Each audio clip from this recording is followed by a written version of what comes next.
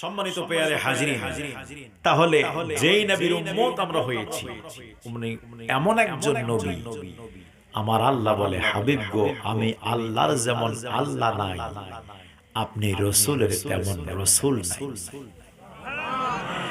আমি রবের যেমন রব নাই, আপনি নবীর তেমন নবী নাই।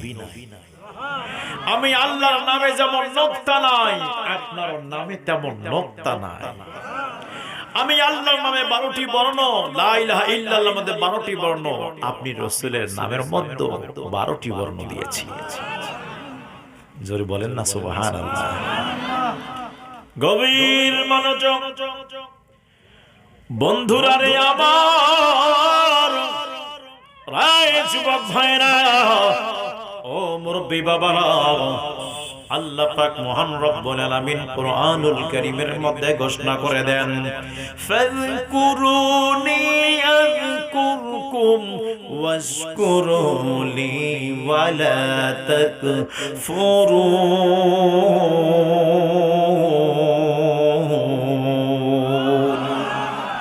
আল্লাহ বলে, বান্দারা রে, ও আমার বান্দারা, শুনো শুনো, তোমরা আমি আল্লাহকে স্মরণ করো, আমি আল্লাহ তোমার চর্চা করব। তোমরা আমি আল্লাহকে স্মরণ করো, আমি আল্লাহ তোমাদের স্মরণ করব। তার মানে আল্লাহকে স্মরণ করতে হয় না, আল্লাহ পাক কোনো কিছু ভুলে যায় না। স্মরণ তারা করে যারা ভুলে যায়। কথা বলেন ঠিক কে ঠিক না? সৃষ্টির রবকে ভুলে যেতে পারে রে,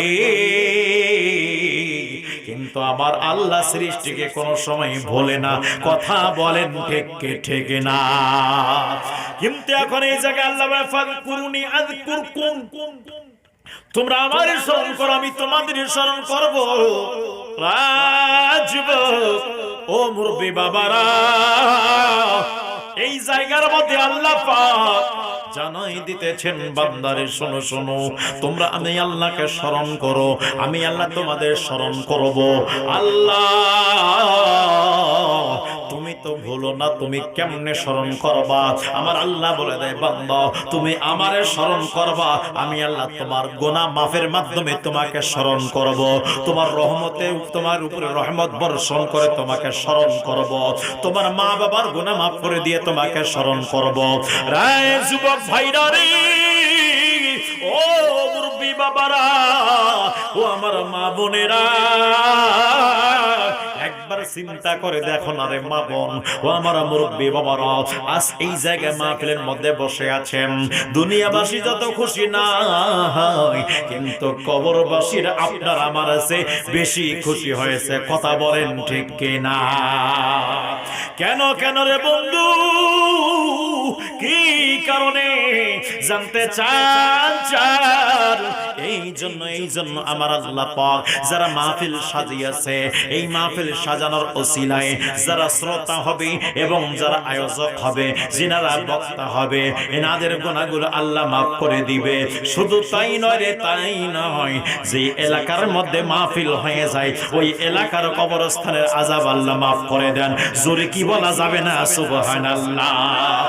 এই জন্য রে বন্ধু রে, আখেরি মুনাজাত না করে আপনারে কুল যাবেন না। অনেকেরই জীবনের শেষ মাহফিলটা হতে পারে, অনেকেরই জীবনের শেষ মাহফিলটা হতে পারে। জীবনের শেষ মাহফিল মনে করে একবার নিজের জীবনের গুনাহগুলোকে সামনে করে আজকে জান্নাতের বাগানের মধ্যে আপনারা বসে গিয়েছেন। আল্লাহর কাছে দোয়া করেন, আল্লাহ তুমি আজকের মাহফিলের সাদাকায়ে আমার জীবনের গুনাহগুলো মাফ করে দাও। আমার আল্লাহ আজকের মাহফিলের ওসিলায় আমাদের গুনাহগুলো মাফ করে দিতে পারে কি পারে না? জোরে বলেন, পারে কি পারে না? এই জন্য যুবক ভাইরা আমার, ও মুরব্বি বাবাজিরা গো, গভীর মনোযোগের কান লাগান। ইসলাম আমরা পাইলাম, ইসলামটা এত সহজ ভাবে আমরা পাইলাম, একদম আসান ভাবে পাইলাম, একবারে সহজ। যেমনি ভাবে কলা ছাল তুলে আপনার আমার মুখের মধ্যে দেওয়া হয়েছে, টপাটপ শুধু নিলাম আর পেটের মধ্যে দিলাম, এইরকম ইসলামটা আমাদের কাছে হইল। কারণ মায়ের পেটের মধ্যে যখন ছিলাম তখন আজানের ধ্বনি শুনতাম। মায়ের পেটের ভিতর থাকে যখন দুনিয়ার মধ্যে আসলাম, এই যুবক ভাইরা দুনিয়ার মধ্যে আসলাম, ওই দুনিয়ার মধ্যে আসার পর ডান কানে আযান দেওয়া হয়েছে, বাম কানে ইকামত দেওয়া হয়েছে। বন্ধুরা রে আমার,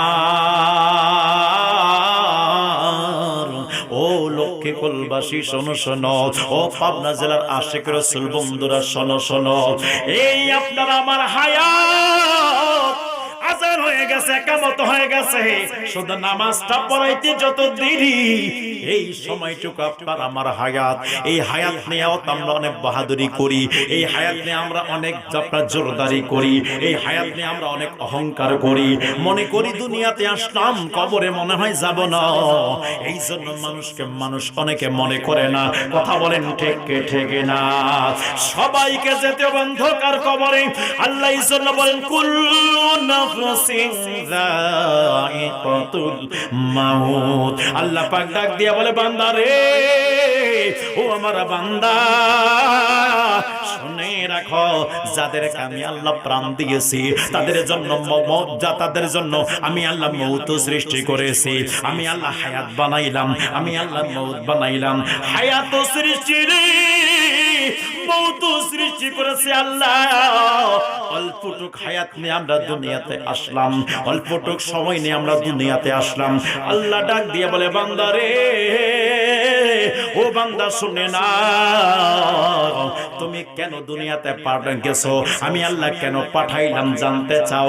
জি আল্লাহ জানতে চাই, কেন পাঠাইলা বলে দাও।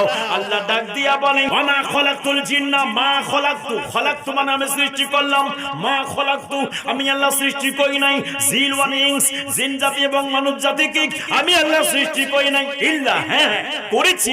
কেন করেছি জানতে চাও রে বান্দারা? লিয়াবুদুন, একমাত্র ইবাদতের জন্য। জবানটা ছেড়ে দেবেন, ইবাদত হবে কার? জোরে বলেন ইবাদত হবে কার? ইবাদত করার দরকার আছে কি আছে না? যুবক ও মুরব্বি বাবাজিরা গো, ইবাদত করবেন কেন? কোন ইবাদতের মাধ্যমে আল্লাহ বান্দাকে বান্দা রাখে না, আল্লাহ বান্দাকে বন্ধু বানায় না। কথা কয় না কে? বান্দা বান্দা থাকে না, বান্দা তখন বন্ধু হয়ে যায়। যদি আপনি আমি ইবাদত করতে পারি, আল্লাহর বন্ধু যখন হয়ে যায়, আল্লাহ পাক অন্য আয়াতে ডাক দিয়ে বলে আলা ইন্না আউলিয়া আল্লাহি লা খাউফুন আলাইহিম ওয়া লা হুম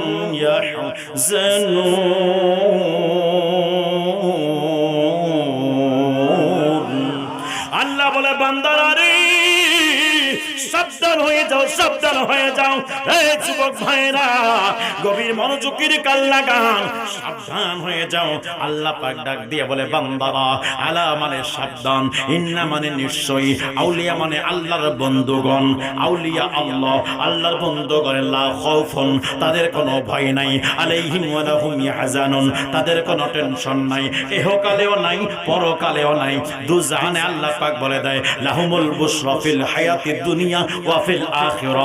আল্লাহ ডাক দিয়া বলে বান্দারে শোনো শোনো, ওই সমস্ত বান্দারা যাদেরকে আমি আল্লাহ বান্দা থেকে বন্ধু বানাই নিয়েছি, ওই বন্ধুদের, আমাদের বন্ধুদের দুনিয়া তো টেনশন নাই, পরকালেও টেনশন নাই। দুই জগতে আমি আল্লাহ তাদের জন্য সুসংবাদের ব্যবস্থা করেছি। এই ব্যক্তিগুলো কারা? কথা বলে না। এই ব্যক্তি তো ওই আল্লাহর, যে আল্লাহর ইবাদত আপনি করতেছেন, ওই আল্লাহর ইবাদত আমরাও করতেছি, ওনারাও করেছেন, কিন্তু ওনারা বান্দা থেকে বন্ধু হয়ে গেল। ওরে আমার যুবক ভাইরা রে, ও মুরব্বি বাবারা, ও আমার মা বোনেরা, আমি বলছিলাম ইসলামটা তো সহজভাবে দুনিয়ার মধ্যে আসে নাই। ইসলামটা প্রচার করার জন্য কত সাহাবী রাসূল রক্ত প্রদান করেছেন, কত সাহাবী রাসূল জীবন উৎসর্গ করেছেন, কত মায়ের কোল খালি হয়েছে। কথা বলেন ঠিক কি ঠিক না? রাজযুবক একবার মনোযোগ দিয়ে শুনে নেন। ইসলামের মধ্যে যখন 40 জন মুসলমান, আমার নবী ডাক দিয়া বলে, ও আমার সাহাবারা, ও আমার সাহাবারা, শোনো শোনো, ইসলাম প্রচার করতে গিয়ে যদি তোমাদের কারো জীবনটা লাগে, বলো তো তোমরা কে জীবন দিবা? 40 জন সাহাবী রাসূল নবীজির সামনে, আমার নবী ডাক দিয়া বললেন, সাহাবীরা রে, ও আমার সাহাবারা, শোনো শোনো, ইসলাম প্রচার করার জন্য, দ্বীনের জন্য যদি কারো জীবনের প্রয়োজন হয়, সর্বপ্রথম জীবনকে দিবা বলো। লাভ দিয়ে যিনি উঠলেন উনি অন্য কেউ নয়, ওনার নাম হলো হযরতে আবু বকর সিদ্দিক রাদিয়াল্লাহু তাআলা। সিদ্দিক একবার দাঁড়ায় গেলেন, ইয়া রাসূলুল্লাহ, নবী গো, ও মায়ের নবীজি, যদি জীবন লাগে আমি আবু বকর আগে জীবনটা দিয়ে দেব, যদি মাল লাগে আমি আবু বকর মাল আগে দিব। হুজুর নবী গো, যা প্রয়োজন আছে শুধু বলবেন, আমি আবু বকরের নামটা আগে থাকবে। আমরা আবু বকরের মতো দিওয়ানা মুসলমান হতে চাই কি চাই না? যারা বলেন চাই কি চাই না? এই জন্য যুবক ভাইরা আমার, সিদ্দিক একবার দাঁড়ায় গেলেন, আমি জীবন দিয়ে দিব। সাহাবী রাসূল বলেন, ইয়া রাসূলুল্লাহ, নবী গো, ও মায়ের নবীজি, জিহাদের ময়দান ইসলাম প্রচার করছে। এখন আমরা লুকাই লুকাই কতদিন ইসলাম প্রচার করতাম। ও মায়ের নবীজি, অনুমতি দিয়ে দেন, ইসলাম আমরা প্রকাশ করে প্রচার করব, সবাইকে জানায় জানায় প্রকাশ করব। জোরে কোন সুবহানাল্লাহ। আমার নবীর অনুমতি নিয়ে 40 জন সাহাবী রাসূল মিলে পবিত্র খানায়ে কাবা, কাবা ঘরের ভিতরে দ্বীন প্রচারের কাজ শুরু করেন। ওই জায়গায় শ্রোতা হলেন 39 জন সাহাবী রাসূল, বক্তা হলেন হযরত আবু বকর সিদ্দিক রাদিয়াল্লাহু তাআলা আনহু। জোরে কোন সুবহানাল্লাহ। বন্ধুরা রে আমার, ও আমার যুবক ভাইরা, ইন দি মিন টাইমে হযরত সিদ্দিক আকবর রাদিয়াল্লাহু তাআলা আনহু বক্তব্য দিচ্ছেন। চতুর্দিকে তার আওয়াজটা চলে গেল। যেই মাত্র আওয়াজ গেল রে, ইন দি মিন টাইমে চতুর্দিক থেকে আপনার কাফের গুলো ছুটে চলে আসলো। আসার পরে দেখছে কালেমার দাওয়াত প্রচার উচ্চ স্বরে দেওয়া হচ্ছে, দ্বীনের কাজ উচ্চ স্বরে করা হচ্ছে, সবাইকে জানায় জানায় করা হচ্ছে। ইন দি মিন টাইমে এইবার ওই কাফের গুলো পাথরগুলো মারা শুরু করে দিল রে যুবক ভাইরা আমার, পাথরগুলো মারা শুরু করে দিল। আরে আমার বাবা রে, ও আমার যুবক ভাইরা, ইসলাম আপনি আমি মায়ের কোল থেকে পাইলাম, এইরকম করে ইসলামটা প্রচার হয় নাই। একটু শুধু ভূমিকার মধ্যে আলোচনাটা আমি করলে আপনারা বুঝতে পারবেন ইসলামটা কত কষ্টের ইসলাম। রে আমার বন্ধুরি, এইবার সিদ্দিক আকবর রাদিয়াল্লাহু তাআলা আনহু দাওয়াত যখন দিচ্ছেন, আলোচনা যখন করেছেন, পাথরগুলো মারতে লাগলো, পাথরগুলো আসা শুরু হয়ে গেল। বৃষ্টির মতো পাথর চতুর্দিক থেকে চলে আসে। কোন পাথর এসে সাহাবী রাসূলের মাথার মধ্যে লেগে যায়, শরীর মোবারকের মধ্যে লেগে যায়। যুবক ভাইরা, ও মুরব্বী বাবারা, চতুর্দিক থেকে পাথর এসে আবু বকরের শরীরটাকে ঝরঝরা করে দিল, একদম ক্ষত বিক্ষত করে দিল। সিদ্দিক আকবর রাদিয়াল্লাহু তাআলা এইবার জ্ঞান হারাইয়া কাবা ঘরের মধ্যে ভিতরে তাশরিফ নিয়ে নিলেন, ভিতরে পড়ে গেলেন। ইন দি মিন টাইমে তার এলাকাবাসী সকলেই ছুটে এসে ওনাকে নিয়ে গেল, বাসার মধ্যে নিয়ে যায়, বাসার মধ্যে নিয়ে যান। বাসার মধ্যে নিয়ে যাওয়ার পরে আবু বকরের মা, রে যুবক ভাইরা, সন্তান যদি রক্তাক্ত হয়, সন্তান যদি বেশি কষ্ট পায়, সন্তান যদি কোনো কারণে মনটা ভেঙে যায়, পৃথিবীর বুকে সবার জানার আগে জানে মায় কথা বলেন ঠিক ঠিক ঠিক না। এই জন্য যুবক ভাই আমার, মা বাবাকে কষ্ট দিও না। কেন কেন মা এবং বাবা কদমের মধ্যে সন্তানদের বেহেশত রয়েছে। এই জন্য যুবক ভাইরা, এইবার হযরত আবু বকর সিদ্দিক রাদিয়াল্লাহু তাআলা আনহুর মাথার কাছে বসলেন ওনার মা। আস্তে আস্তে মাথার মধ্যে হাত বুলায়, একটু পরে জ্ঞান ফিরে আসলো। আসার পরে এইবার আবু বকরের মা ডাক দিয়া বলে, বাবা ও আবু বকর, শোনো শোনো, তোমাকে এই জন্য বলেছিলাম ওখানে তুমি দ্বীনের খেদমত করো, ঠিক আছে, কিন্তু প্রকাশ করিও না, মানুষকে জানতে দিও না। কেন কেন কেন? গোটাল মক্কাবাসী তোমাদের দুশমন রায় আবু বকর, ও আমার আবু বকর রে, বলো বলো তোমার এখন কেমন লাগছে? আবু বকর ডাক দিয়ে বলে, মা আমাকে জানার আগে আগে আমাকে বলে দাও আমার নবী কেমন আছে। যুবক ভাইরা আমার, একবার চিন্তা করেন কেমন আবু বকর সিদ্দিক আফদালুল বাশার বা'দা আম্বিয়া বিত্তাহকিক আমিরুল মুমিনিন হযরত আবু বকর সিদ্দিক রাদিয়াল্লাহু তাআলা সমস্ত নবীগণের পরে সমস্ত উম্মতের উপরে শ্রেষ্ঠ মর্যাদার, তার নাম হলো আবু বকর সিদ্দিক। আবু বকরের মর্যাদা এমনি এমনি বাড়ে না, এমনি এমনি বাড়ে নাই রে বন্ধু। সিদ্দিক একবারের কাজগুলো দেখেন না, সিদ্দিক একবারের প্রেমের দিকে তাকান, সিদ্দিক একবারের কর্মের দিকে তাকান। সিদ্দিক একবার ওই সময় নিজেরই চিন্তা না করে মাকে ডাক দিয়া বলে, মা আগে তুমি আমারে জিজ্ঞাসা কেমন লাগছে, আগে আমারে বলো না, বলো আমার নবী কেমন আছে। যদি আমার নবী ভালো থাকে আমি আবু বকর ভালো হয়ে যাব। এই জন্য রে বন্ধু রে, ও যুবক ভাইরা রে, ও মুরব্বী বাবারা, একটু পরে আবু বকর সিদ্দিক রাদিয়াল্লাহু তাআলা আনহুর আম্মা জান এইবার খাওয়া নিয়ে আসতেন। খাওয়া নিয়ে আসার পরে বলল, বাবা একটু খাও, খাইলে তুমি শরীরটা সুস্থ লাগবে, একটু এনার্জি চলে আসবে। সিদ্দিক একবার ডাক দিয়া বলে, মা আমি খাইতাম, তবে একটা শর্ত আছে।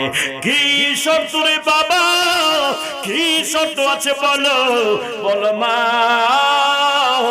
আগে জিগাও না আমার নবী খেয়েছেন কি খাই নাই। নবী যদি খায় তাহলে আমি খাইতাম, নবী যদি না খায় তো আমি খাইতাম না। ও আমার মা, তাড়াতাড়ি আমার যদি সুস্থ করতে চাও, তাড়াতাড়ি আমার নবীর কাছে নিয়ে যাও, আমি নবীরে দেখলে ভালো হয়ে যাব। জোরে কোন সুবহানাল্লাহ। যে মদিনায় যাইবে নবীর দিদার পাইবে, যে মদিনায় যাইবে নবীর দিদার পাইবে, শাফাআত করবেন শাহে মদিনা। ওগো শোনো না হাদিসে পাকের বর্ণনা, সিদ্দিক আকবরের দাবি দেখিবি যদি একবার নবী, জীবনের আর জ্বালা থাকবে না। সিদ্দিক আকবরের দাবি দেখিবি যদি একবার নবী, জীবনের আর জ্বালা থাকবে না, ওরে থাকবে না। আবু বকর অবশেষে জায়গা পাইল নবীর পাশে, আবু বকর অবশেষে জায়গা পাইল নবীর পাশে, আনন্দের আর সীমা রইল না, ওরে রইল না। হাদিসে পাকের বর্ণনা একটা জবান বন্ধ রাখবেন না, চিৎকার করে বলেন ইয়া রাসূলুল্লাহ। এই জনের লক্ষ্য করবাসী, ও আমার পাবনা জেলার বন্ধুরা রে, একবার চিন্তা করে দেখো, আমার নবীজির পাশে জায়গা পাওয়াটা এত সহজ বিষয় নয়। আমার নবীজির পাশে কোনো প্রধানমন্ত্রী জায়গা পাই নাই, রাষ্ট্রপতি জায়গা পাই নাই, দুনিয়ার কোনো ধনী ব্যক্তি জায়গা পাই নাই।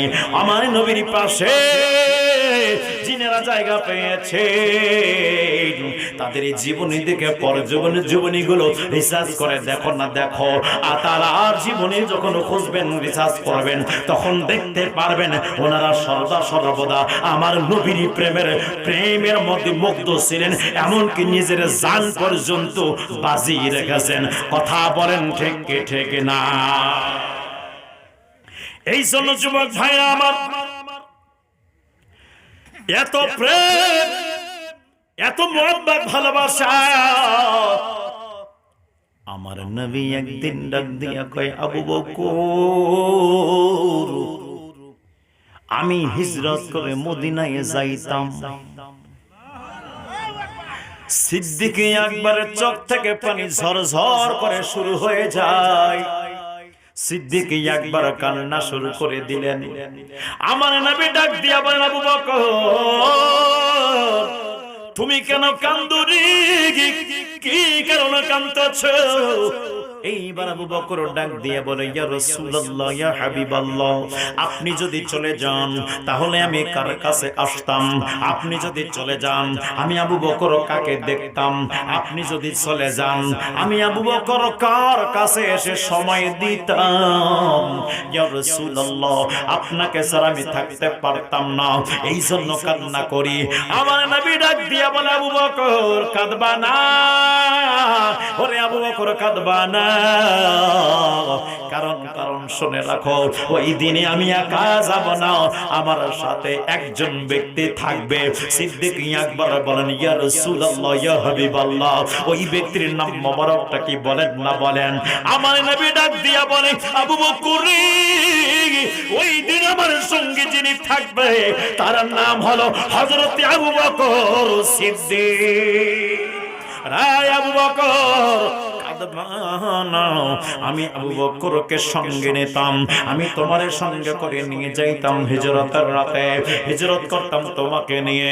বন্ধুরা রে আমার, ও আমার যুবক ভাইরা, এই জায়গায় আলোচনা করে বুঝতে হবে। যদি এই পাঠটা বুঝতে পারেন তাহলে ইসলাম বুঝতে পারবেন। আসলে ইসলামটা একটা খেল তামাশা করার ধর্ম নয় রে বাবা। ইসলামটা শুধু আমরা শুধু শ্রেণীগুলো মানবো, খাওয়ার দিক থেকে ইসলামটা নেব এটা নয় রে বন্ধু। ইসলামকে আপনাকে আমাকে একদম ইসলামের মধ্যে নিজেকে লালিত পালিত করতে হবে। ইসলামের চরিত্র আমাদের আদর্শ বানাতে হবে। কেন আমার আল্লাহ বলেন, লাকাদ কানা লাকুম ফি রাসূলিল্লাহি উসওয়াতুন হাসানা।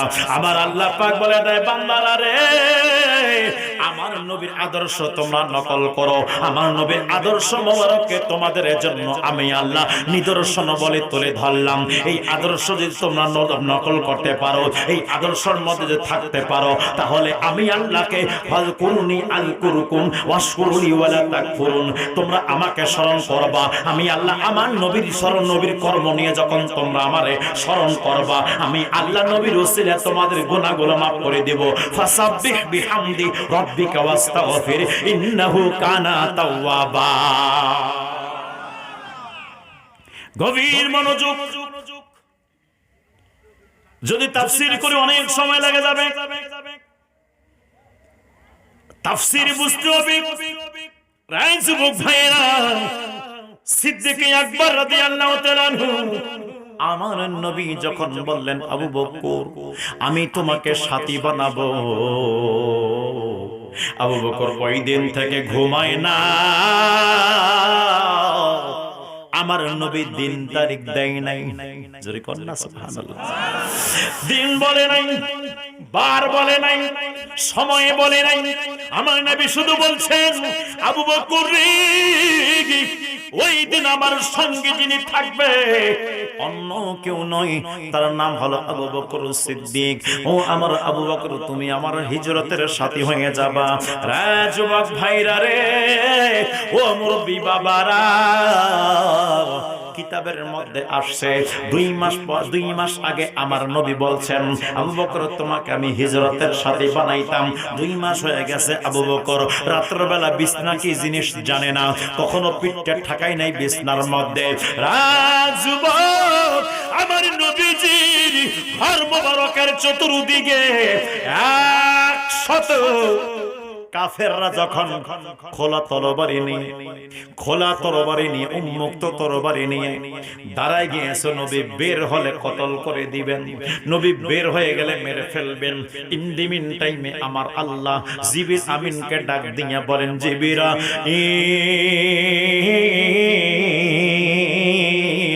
ও জিবরাইল তাড়াতাড়ি চলে যাও, আমার বন্ধু নবীরে গিয়ে বলে দাও সে যেন হিজরত করে মদিনার দিকে চলে যায়, মক্কা ছেড়ে মদিনায় যেন চলে যায়। রাজুবক ভাইরা রে, ও মুরব্বি বাবাজিরা গো, আমার নবীজি মাওলা আলীরে খবর দেন, আলী এইদিকে আসো। মাওলা আলী আসলেন, আসার ফলে বল আলী আজ বিছনার মধ্যে ঘুমাইয়া যাও, আমি নবী মদিনার দিকে হিজরত করতাম। মাওলা আলী কেমনে ঘুমাইলেন? একদম চাদর মাথা পর্যন্ত ঢেকে দিলেন। 100 সৈন্যরা তরবারি নিয়ে বাহিরে। নবী বের হলেই মেরে দিবেন, নবী বের হলেই মেরে দিবেন। ইন দি মিন টাইমে মাওলা আলী ওই সময় বিছনার মধ্যে ঘুমাইয়া আছেন। আরে লক্ষ্মীকুলবাসী, এই জায়গায় যদি কোন যুবককে বলা হয় তুমি আজকে আমার বাসায় ঘুমাবা, আমার বাসায় আজকে ডাকাতের আক্রমণ হবে, ওই ছেলেটা কি ওখানে ঘুমাবে? কথা কন্যাকা ঘুমাবে না, না না, চতুর্দিক থেকে সৈন্য আপনার শত্রু আছে, ওই জায়গায় কি আপনার ঘুম আসবে? গভীর মনোযোগ। মাওলা আলীকে জিজ্ঞাসা করেন, আলী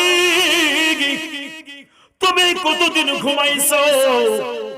যতদিন ঘুমাইলে সবচেয়ে ঘুম কোন দিন ভালো হয়েছে বলো না। মাওলা আলী ডাক দিয়া বলে, দুনিয়াবাসীরা, ও দুনিয়াবাসীরা রে, আমার নবীর উম্মতেরা শোনো শোনো, আমি আলীর ঘুম কবে ভালো হয়েছে জানতে চাও? তাহলে শোনো শোনো, যেই দিন আমার নবী হিজরতে বের হয়ে যায়, আমি আলীকে আমার নবীর পেটের মধ্যে ঘুমাইয়া দিছেন, ওই দিনের মতো ঘুম আমি আলীর জীবন আর কোনদিন হয় না। অনেক সময় হয়ে গেল, সৈন্যবাহিনী আবার তরবারি নিয়ে ঢুকলেন। ঢুকার পরে এইবার তরবারি দিয়ে মাথার মধ্যে কাপড় আছে, মাওলা আলীর মাথা থেকে ভেবে কাপড় সরাইলো, চাদর সরাইলেন, চাদর সরাই ডাক দিয়া বলে, আরে এটা তো আলী, আলী নবী কই? মাওলা আলী মিথ্যা কথা বলতে পারে না, কথা কয় না, মিথ্যা কথা বলতে পারে না। মাওলা আলী ডাক দিয়া বলে, নবী তো ঘরের দরওয়াজা দিয়ে বের হয়ে গেছে। জোরে কন্যা সুবহানাল্লাহ। আরে এটা বলে নাই কোথায় গেছে, আমার নবী কথা বললেন, নবী তো ঘরের দরওয়াজা দিয়ে বের হয়ে গেছে। কেন তোমরা কি দেখতে পাও নাই? বলে না না, আমরা দেখতে পাই নাই। বন্ধুরা রে, ও যুবক ভাইরা আমার, মাওলা আলীকে জিজ্ঞাসা করা হলো, ওই দিন কেন আপনার ঘুম ভালো হয়েছে? বলেন না, বলেন।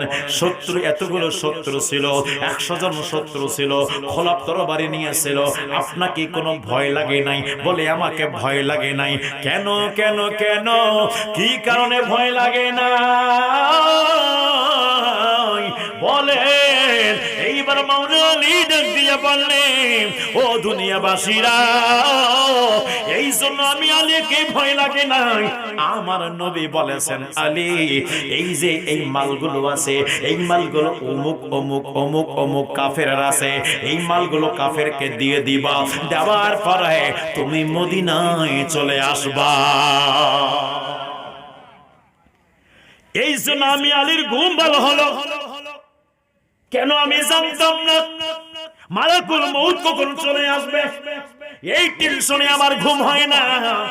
কিন্তু এই 3 3 দিন লেগে গেল এই মালগুলো দেওয়ার, কাফেরের মালগুলো দেওয়াতে। আমার নবী যখন বলছে আলী মদিনায় চলে আসবা, আমি আলীর বিশ্বাস হয়ে গেছে আলীর মরণ মক্কায় হবে না, কোন দুশমন আলীকে মারতে পারবে না। এই জন্য টেনশন মুক্ত চাদরটা মুড়াই দিয়ে ঘুমাইলাম। যুবক ভাইরা, প্রেম কাকে বলে দেখেন, মোহাব্বত কারে কয়ে দেখেন না দেখেন, একবার চিন্তা করে দেখো। কোন সময়ের জন্য শত্রু যদি আসে, কোন সময় আপনি মুখটা ঢাকবেন না, কিন্তু মাওলা আলী মুখ ঢেকে ঘুমাইলেন তো ঘুমাইলেন, এমন ঘুম ঘুমাইলেন যেই ঘুমের মতো কোনোদিন আর ঘুম দেন নাই। রে যুবক ভাইরা, মাওলা আলী রাদিয়াল্লাহু তাআলা আনহু ওই জায়গায় ইলমে লাদুনি পেয়ে গেলেন। আমার নবীজির কম্বল মোবারকের ভিতর থেকে ইলমে লাদুনি পেয়ে গেছেন। অন্য সময় যদি হয়তো এই বিষয় আমি বলার চেষ্টা করব। রে যুবক ভাইরা রে, ও মুরব্বি বাবারা, আমি বলছি না হযরতে সিদ্দিক আকবর রাদিয়াল্লাহু তাআলা আনহু অপেক্ষায় আমার নবী আসবেন, নবী আসবেন। দরওয়াজার মধ্যে পিঠ ঠেকায় দাঁড়ায়। 1 রাত চলে যায়, 2 রাত চলে যায়, 3 রাত চলে যায়, 1 মাস চলে যায়, 1.5 মাস চলে যায়, 2 মাস হয়ে যায়। আমার নবী আসলেন, দরওয়াজার মধ্যে নক করলেন। নক করা মাত্র দরওয়াজা খুলে দিয়ে আসসালাতু ওয়াসসালামু আলাইকা ইয়া রাসূলুল্লাহ, ও মায়ার নবীজি, ও মায়ের নবী গো, আমি আবু বকর রেডি, চলেন। আমার নবীজি বললেন, আবু বকর রে, তুমি কি ঘুমাও নাই রে আবু বকর? আমার নবীজির কদমে আবু বকর আরজ করলেন, ইয়া রাসূলুল্লাহ, ইয়া হাবিবাল্লাহ, আমি তো ওই দিন থেকে ঘুমাই নাই সেই দিন আপনি বলছেন হিজরতের সাথী আমারে বানাবেন। আপনি তো সময় দেন নাই, আপনি তো টাইম দেন নাই, আপনি তো তারিখ বলেন নাই, দিনে যাবেন না রাতে যাবেন। দিনে তো আপনার কাছে থাকি, যখন যাইবেন তো আপনাকে আমাকে নিয়ে যাবেন, রাত্রবেলা ঘুমানোর জন্য বাসায় চলে আসি। আমার আপনি তো বলেন নাই এই দিনে যাবেন। এই জন্য ওই দিন থেকে শুধু ইন্তেজার, শুধু ইন্তেজার, শুধু ইন্তেজার, অপেক্ষায় অপেক্ষামান রয়েছি। ও মায়ের নবীজি, ওই দিন থেকে এমন কোনো দিন ছিল না আমি আবু বকর রেডি ছিলাম না। আমি ওই দিন থেকে একদম রেডি। আমার নবী যখন বলবে আবু বকর চলো, ওই সময় যেন আমি আমাকে বলতে না হয় যে রাসূলুল্লাহ, আমি শুধু বাসায় যাব আর আসবো। বেগম থেকে পারমিশন নিয়ে নেই, বেগমকে একটু বলে দিয়ে দেই, সন্তানকে বলে দিয়ে দেই, কাপড়গুলো নিয়ে নেই। এটা না ইয়া রাসূলুল্লাহ, আমি 2 মাস আগে থেকে রেডি আছি, যখন বলবেন তখনই আমি আপনার সফর সঙ্গী হইতাম। কেমন প্রেম রে, কি ধরনের প্রেম, একবারে চিন্তা করে রে যুবক ভাইরা আমার। এইবারে সিদ্দিক আকবর আমার নবীর সঙ্গে যাচ্ছেন, আমার নবীর সঙ্গে যায়। সামনে যদি একটা বাড়ি দেখা যায় কাফেরের বাড়ি, যদি সামনে বাসা আছে, আমার আবু নবীজির সামনে দুরুদে আবু বকর চলে আসে, সামনে সামনে হাঁটতেছে। আবার যখন ডান দিকে কোনো কাফেরের বাড়ি দেখা যায়, আমার আবু বকর নবীজির ডান সাইডে চলে আসে, কোন সময় পিছন সাইডে চলে যায়, কোন সময় বাম সাইডে চলে যায়, কোন সময় সামনে সাইডে চলে যায়। আমার নবী বলে, আবু বকর রে, কি ব্যাপারে, কি ব্যাপার বলো বলো। কখনো সামনে যাও, কখনো পিছনে যাও, কখনো ডানে যাও, কখনো বামে যাও। আবু বকর রে, বলো না বলো, এই রকম কেন তুমি চলতেছ, বলো না বলো। আবু বকর ডাক দিয়া বলে, নবী গো, ও মায়ের নবীজি, কি বলবো কি বলবো গো নবী। আমি আবু বকরের যখন মনে হয় ওই যে সামনে বাড়ি দেখা যায়, এটা তো একটা ইহুদির বাড়ি, এটা তো একটা কাফিরের বাড়ি। ও মায়ের নবীজি, আমার মনে হয় ওই কাফেরটা যদি আপনার দিকে তীর মেরে দেয় গো নবী, আমি আবু বকর সামনে গিয়ে নিজের বুকটাকে তীরের সামনে লাগাই দিতাম। আমি আবু বকর আপনার প্রেমে জীবন দিয়ে দিব, কিন্তু আমার সামনে আপনি রাসূলের একটা পশমের জন্য কোনো ক্ষতি না হয়। রাসূল ভাইরা, প্রেম কাকে বলে? মুহাব্বত কাকে বলে, ভালোবাসা কাকে বলে?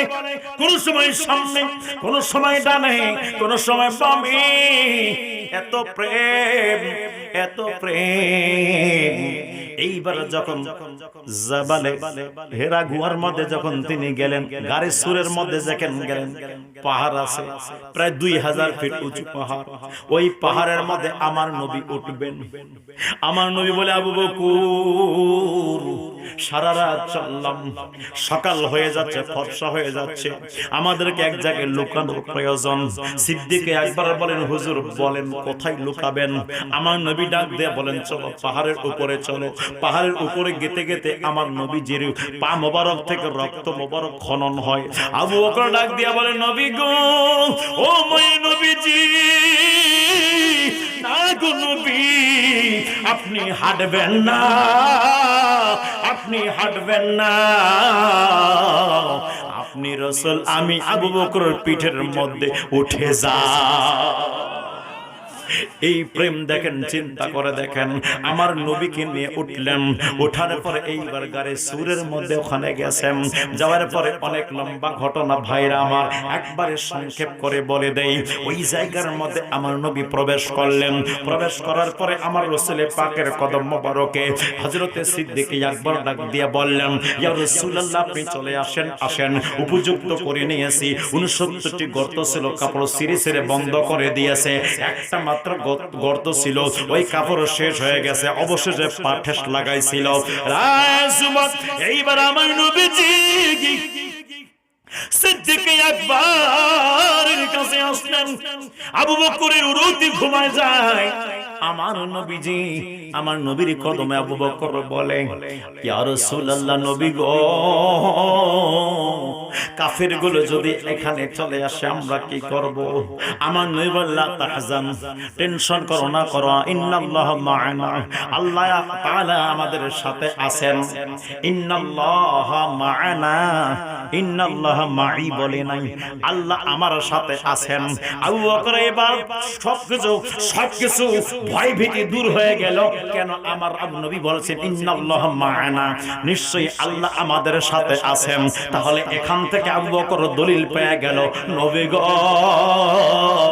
যদি এখানে শুধু আপনার টেনশন না থাকতো, তাহলে ইন্নাল্লাহা মা'i বলতেন, আমার কোনো টেনশন নাই। তার মানে আমি আবু বকরের টেনশন ছিল। যখন আপনি জামা মুতাকাল্লিম সিগা ব্যবহার করেছেন, ইন্নাল্লাহা মা'ানা, নিশ্চয়ই আমাদের সাথে আমার আল্লাহ আছে। আল্লাহ যখন আমাদের সাথে আছে, তার মানে আপনি রাসূলের সাথে আছে। আমি নবী, আমি আপনি আপনি নবীর সঙ্গে আমি আবু বকর থাকার কারণে আমার আল্লাহ আমার সাথে আছে। আপনার টেনশন নাই, আপনার ওসিলায় আমি আবু বকর কোনো টেনশন নাই। এই জন্য যুবক ভাই আমার, গভীর মনোযোগের কান লাগান। ইসলামটা তো সহজে আসে নাই। এই ইসলামটার জন্য কত মাগুলো কোল খালি করে দিয়েছে। আমার নবী যান, নবী যে যাচ্ছেন জিহাদের ময়দানে, একজন মহিলা দৌড় দিয়ে আসলেন, ইয়া রাসূলুল্লাহ, নবী গো, ও মায়ের নবীজি, ইয়া রাসূলুল্লাহ, ইয়া হাবিবাল্লাহ, আপনি রাসূল জিহাদের ময়দানে যাচ্ছেন, আমিও জিহাদের ময়দানে শরীক হতে চাই। এইবার আমার নবী ডাক দিয়া বললেন, কি দ্বারা শরীক হতে চাও আমার দিওয়ানি? বলো বলো, কি দ্বারা শরীক হতে চাও? নবী গো, আমার স্বামী জিহাদের ময়দানে শহীদ হয়ে গেছে, আমার ছেলে জিহাদের ময়দানে শহীদ হয়ে গেছে, আমার দেওয়ার মতো কিছুই নাই গো নবী। মহিলারা যদি জিহাদের ময়দানে যাওয়াটা জায়েজ হইতো, তাহলে আমিও জিহাদের ময়দানে গিয়ে শহীদ হয়ে যাইতাম, কিন্তু যেহেতু জায়েজ না, আপনি রাসূল নিষেধ করেছেন, এই জন্য আর যেতে পারি না। তবে নবী গো, জিহাদের ময়দানে শরীক হতে চাই। কেমনে তুমি শরীক হবা বলো? ও আমার নবীজি, এই যে আমার কোলে বাচ্চা আছে, এই বাচ্চাটাকে নিয়ে যান। ও মাই নবী, এই বাচ্চাটাকে নিয়ে যান। আমার নবী ডাক দিয়া বলে, রে মহিলা, তুমি কি বোঝো, তুমি কেমনে বুঝতেছো? এই বাচ্চাটা জিহাদের ময়দানে যুদ্ধ করতে পারবে, তরবারি চালাতে পারবে, তীর চালাতে পারবে, এগুলো তো চালাতে পারবে না, তাহলে একে কেন নিয়ে যাইতাম? এইবার মহিলা ডাক দিয়ে বলে, নবী গো, ও মায়ের নবীজি, এই জন্য আপনি নিয়ে যাবেন। আমিও জানি গো নবী, এ তীর চালাতে পারবে না, তরবারি চালাতে পারবে না। ও মায়ের নবীজি, এটা আমি জানি, কিন্তু তারপর আমি দিতে চাই। কেন গো নবী? কি কারণে? কি কারণে? এই জন্য তীর চালানোর মতো ক্ষমতা নাই, কিন্তু তীর আটক করার মতো ক্ষমতা আছে। ও মায়ের নবী, তরবারি চালানোর মতো ক্ষমতা নাই, কিন্তু তরবারি আটক করার মতো ক্ষমতা আছে। কি বলো তুমি, কি বলো? জি ইয়া রাসূলুল্লাহ, ইয়া হাবিবাল্লাহ, আমার সন্তানটাকে নিয়ে যান। যখন কোন কাফের আপনার দিকে তীরগুলো মারবে, ওই সময় আমার সন্তানটাকে তীরের সামনে তুলে ধরবেন, যাতে আপনি রাসূলের শরীর মোবারকে কোনো কষ্ট না লাগে, তীর যেন এসে না লাগে। রায় আমার যুবক, ও আমার মা বোনেরা গো, ও আমার মুরব্বী বাবারা, একবার চিন্তা করে দেখো না, নবীজির প্রেম কি আমাদের মধ্যে এইরকম আছে? রাসূল পাকের ভালোবাসা কি আমাদের মধ্যে এইরকম আছে? এই জিহাদের ময়দানে একজন মহিলা দৌড় দেয়, সবাই ওই মহিলাকে, ওই মহিলা যখন দৌড় দিচ্ছে, মহিলা যারে দেখা পায় বলে, আমার নবী কেমন আছে? লোক বলে, তোমার স্বামী শহীদ হয়ে গেছে। ওই মহিলা বলে, আমার নবী কেমন আছে? লোকে বলে, তোমার ছেলে শহীদ হয়ে গেছে। ওই মহিলা বলে, আমার নবী কেমন আছে? এইবার লোকে বলে, আপনার ভাই শহীদ হয়ে গেছে। মহিলা বলে, আমার নবী কেমন আছে? অবশেষে সবাই বলল, নবী ভালো আছে, নবী ঠিক আছে। এইবার মহিলা কারো কথা শুনলেন না, না শোনার পরে এইবার মায়ের নবীর কদম মোবারকে গেলেন। জিহাদের ময়দানে আমার নবীকে দু চোখ ভরে দেখলেন। আমার নবীজি জিগায়, কি রে ও আমার দিওয়ানে, কি ব্যাপার? তুমি কেন আসলা? তোমার স্বামী তো শহীদ হয়ে গেছে, তোমার ভাই তো শহীদ হয়ে গেছে, তোমার ছেলে তো শহীদ হয়ে গেছে, তুমি কেন আসলা? এইবার মহিলা লোক দিয়া বলে, ইয়া রাসূলুল্লাহ, নবী গো, আল্লাহু আকবার বলেন না, ও মায়ের নবীজি, ও মায়ের নবী,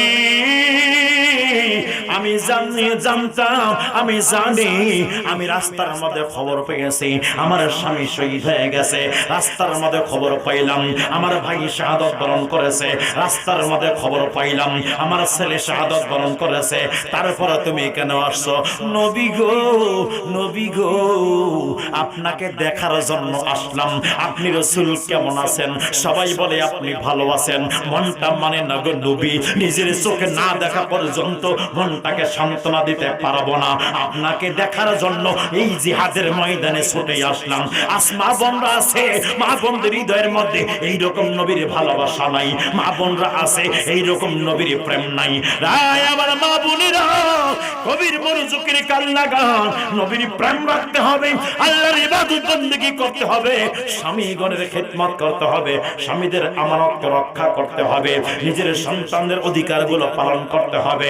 এই জন্য মা বোনেরা গো, যদি স্বামী থাকে স্বামীকে কোনোদিন কষ্ট দিবেন না, স্বামীর খেদমত করে যাবেন। যদি তুমি স্বামীর খেদমত করো এবং পর্দার মধ্যে থাকতে পারো, 5 ওয়াক্ত নামাজ যদি কন্টিনিউ আদায় করতে পারো, খোদার কসম করে বলে যাই, ও আমার লক্ষ্মী কোলের মারা, খোদার কসম করে বলে যাই, আমার আল্লাহ পাকের জান্নাত, 8টা জান্নাতের দরওয়াজা আপনার জন্য খুলে যাবে। আল্লাহ আহ্বান করবে, বান্দিরা তুমি, আমি আল্লাহকে রাজি করে কবরের মধ্যে আসছো, আমি আল্লাহর জান্নাতের দরওয়াজাগুলো তোমার জন্য উন্মুক্ত হয়ে যাবে। যেটা দিয়ে মনে চায় তুমি সেটা দিয়ে আমি আল্লাহ পাকের জান্নাতে প্রবেশ করবা।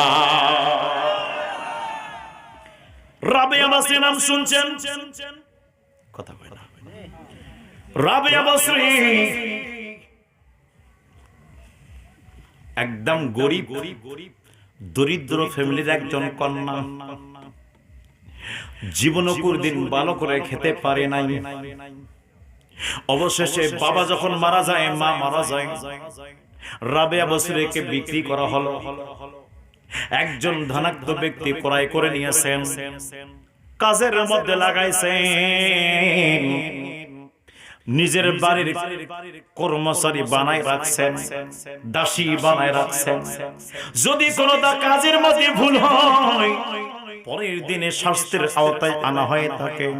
সারাদিন কাজ করেন, সারাদিন কাজ করেন, সারাদিন কাজ করেন, রাত্রবেলা ঘুমায় না, যায় নামাজটা বিছাই আল্লাহর ইবাদত শুরু করে দেয়। আমার মা বোনেরা গো, আজ বর্তমান ডিজিটাল চুলা আছে কি আছে না, গ্যাসের চুলা আছে কি আছে না। আজ মা বোনরা রান্না করে হাত একবারে পরিষ্কার থাকে, কিন্তু আমাদের মারা রান্না করলে হাত খালি দিয়ে ভর্তি হয়ে যাইত। এত কষ্ট করে আমাদেরকে লালন পালন করছেন, যা বলার বাইরে। আপনার এদিকে কি বলে যে আমরা ঢেকি বলি, ঢেকি ঢেকি ঢেকির মধ্যে ধান চাল বানায়া ভাত খাওয়াইতে, কথা কয় না। কিন্তু এখন অনেক আধুনিক সময়, আমার মা বোনেরা গো, একবার চিন্তা করেন, গভীর মনোযোগের কান লাগান। এইবার রাবেয়া বসরি যখন যায় নামাজটা বিছাই আল্লাহর ইবাদত করছেন, একদিন তার মালিকের কানে গুনগুন গুনগুন একটা আওয়াজ চলে গেল, গুনগুন আওয়াজ চলে আসলো। কি ব্যাপার, কি ব্যাপার, সবাই তো ঘুমায় গেছে, হঠাৎ করে আওয়াজ কোথা থেকে আসে। এইবার সে জাগ্রত হয়ে গেল, ওই আওয়াজটাকে ফলো করতে করতে করতে করতে করতে করতে দেখছে রাবেয়া বসরির রুম থেকে আওয়াজ বের হয়। যেই মাত্র ওই রুমের মধ্যে গেল রে বাবা, ইন দি মিন টাইমে ওই তার মালিক দেখতে পাইল ঘরের মধ্যে কোনো বাতি জ্বলে না, ঘরের মধ্যে কোনো তেলের বাতি জ্বালানো হয় না, কিন্তু তারপরেও তার ঘরটা যেন একদম আলো দ্বারা ঝলমল ঝলমল করছে। দাঁড়াই শুনতেছেন রাবেয়া বসরি কি বলে। রাবেয়া বসরি দোয়া করতেছে, আল্লাহ আমার মালিকের কাজ দিনের বেলা করতে করতে সময় চলে যায় গো মাওলা। আল্লাহ মনটা চাই, মনটা তো চায় 24টা ঘন্টা আপনাকে সময় দেই, কিন্তু মালিকের কাজ করতে হয়। কাজ শেষ করতে করতে আল্লাহ একটু দেরি হয়ে যায়, তুমি কিছু মনে করো না, তোমার প্রেমে আমি আর ঘুমাইতে পারি না। আল্লাহ আল্লাহ এখান থেকে যদি আমারে মুক্ত করে দাও, তাহলে আমি 24টা ঘন্টায় আপনার জন্য কুরবানি করব। আমার মা বোনেরা গভীর মনোযোগের কান লাগান। আমার মা বোন, আজ যদি কম সময়ে থাকে, সময় একটু পাইলে টেলিভিশনটা চালু করে সিরিয়ালের মধ্যে সময়টা কুরবানি করে দাও। আল্লাহর ঘরে আল্লাহ পাকের কালামুল্লাহ শরীফ কোরআনুল কারীম তুমি একদিনও খোলো না, শুধু রমজান মাস করে খুলে একটু তেলাওয়াত করো। আমার মা বোনেরা, হযরত রাবেয়া বসরি রাহমাতুল্লাহি আলাইহি তিনি ওর বাসার মধ্যে ঘুমাতে পারে না, আল্লাহ পাকের মহব্বতে ঘুমাতে পারে না, ইবাদত করতে পারে না, ইবাদত করে করে সারা রাত কাটাই দিতেন। কিতাবের মধ্যে আছে উনি দিনটা 24 ঘন্টার মধ্যে 1000 রাকাত করে নফল নামাজ আদায় করতেন। এই জন্য রে বন্ধু, এই যুবক ভাইরা, আপনারা যাদের স্ত্রী আছে, যাদের বেগম আছে, আপনার নামাজের জন্য তাগিদ করবেন, আপনার নামাজের জন্য বলবেন, এই নামাজের জন্য বলবেন, আর নামাজের জন্য একটু ছাড় দিবেন। নামাজ পড়তে যদি একটু রান্না দেরি হয়ে যায়, রাগ করবেন না, গোসা করবেন না, বরং আরো অনুপ্রেরণা দিবেন, আরো বরং তাদেরকে উৎসাহিত করবেন। বিবি তুমি নামাজ পড়ছো, যাও, আমি অনেক খুশি আছি, আজ 10টা মিনিট ভাত আমাকে লেট করে দিয়েছো, সমস্যা নাই, কিন্তু তুমি ইবাদত করেছো, অত্যন্ত খুশি আছি। এইরকম খুশি যখন তাদের কাছে প্রকাশ করবেন, ওই বেগম আগামী দিন থেকে আরো বেশি করে ইবাদত করা শুরু করবে। কথা বলেন ঠিক কিনা?